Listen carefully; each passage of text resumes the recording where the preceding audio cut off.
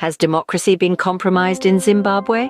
That's a question many are wrestling with as the Southern African Development Community, or SADC, announces fresh elections slated for June 30th, 2024. This unprecedented move follows allegations that the previous elections did not adhere to SADC's stringent guidelines.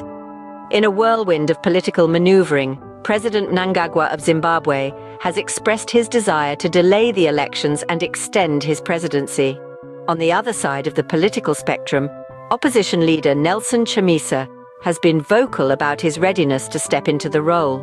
This dynamic political tug-of-war has drawn the focused attention of SADC and the international community. The journey to this decision has been a turbulent one. All began with the controversial Zimbabwean elections, where accusations of irregularities surfaced, casting a cloud of suspicion over the legitimacy of the process. This led to SADC stepping in, assessing the situation, and making the bold decision to call for a redo of the elections.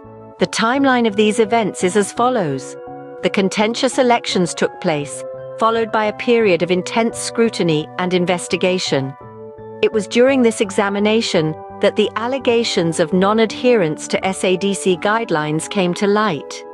This revelation sparked a series of discussions and debates within SADC, culminating in the decision for a fresh election. In summary, this video has delved into the intricate saga of Zimbabwean politics.